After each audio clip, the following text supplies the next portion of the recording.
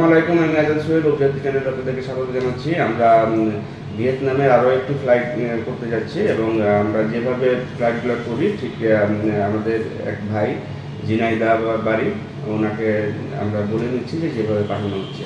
আপনি ভিয়েতনামে যাচ্ছেন আমাদের উপজাতির মাধ্যমে, ঠিক আছে? আপনি যাচ্ছেন হচ্ছে এখান থেকে ভিজিট ভিসার মাধ্যমে এবং সেখানে গিয়ে আপনার কাজে দিয়ে দেওয়া হবে এবং সেই ফ্যাক্টরিতে কাজ করবেন এবং আপনি থাকা খাওয়া বাদ দিয়ে মিনিমাম 40,000 টাকা বাড়াতে পারবেন। এটাই আপনার সাথে কথাবার্তা হচ্ছে আমাদের। মানে আপনি যদিও উনি হচ্ছে যে আমাদের এক বড় ভাইয়ের মাধ্যমে আসছে, কিন্তু যে কথাটা তো এই নাকি, কারণ আপনি এখান থেকে ভিজিট ভিসা নিয়ে ভিয়েতনামে যাবেন, সেখানে যে আপনাকে আমাদের লোক রিসিভ করে নিয়ে যাবে এয়ারপোর্ট থেকে রিসিভ করে আপনাকে কোম্পানির কাছে দিয়ে আসবে। যে কোম্পানিতে কাজ করবেন সেখানে আপনি থাকা খাওয়া বাদ দিয়ে আপনি 40,000 টাকা যেভাবেই আসুক না কেন আপনি 40,000 টাকা পাঠাতে পারবেন, ঠিক আছে? এটা হচ্ছে যে আপনার সাথে কথা।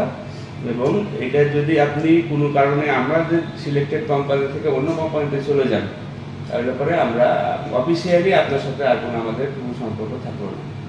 আর যদি 2 বছর পর্যন্ত আপনার কাজ করতে কোনো সমস্যা হয়, সেইটা আমরা হচ্ছে গভীরতার পক্ষ থেকে আমরা সেখানে টেক কেয়ার করি। এবং আপনার যদি কোনো প্রবলেম হয় সেক্ষেত্রে আপনারা অবশ্যই আমাদের সাথে আগে যোগাযোগ করবেন, বা আপনি যে মাধ্যমে ধরে আসছেন তাদের সাথে আগে যোগাযোগ করবেন। কারণ ফ্যামিলিতে জানাইয়া এটা নিয়ে হাউকাউ করে কোনো লাভ নেই। তারা সমাধান করতে পারবে না, সমাধান আমরা করতে পারবো, যেহেতু আমাদের লোক সেখানে আসে, আমাদের সেখানে অফিস সেট আপ আছে, সেখানে আমাদের লোক প্রায় 100-র উপরে লোক আমাদের এখানে কাজ করতেছে, আমাদের নিজস্ব কোম্পানিতেও কাজ করতেছে। কিন্তু আপনি যেখানে কাজ করবেন সেখান থেকে 40,000 টাকা আপনি বুঝে পাইলে পরে আপনি হ্যাপি থাকবেন, যেহেতু আপনার সাথে কথা হয়েছে, ঠিক আছে? আপনার যদি কোনো ভাষ্য থাকে সেটা আপনি বলতে পারেন।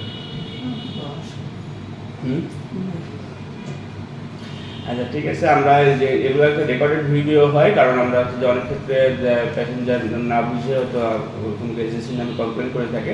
যেহেতু আমরা যেভাবে পাঠাচ্ছি আমাদের নিজেদের স্বচ্ছতার জন্য আমরা এই ভিডিওটি রেকর্ড আকারে রাখলাম। ভালো থাকবেন, সুস্থ থাকবেন। আমরা আপনাদের আসসালামু আলাইকুম।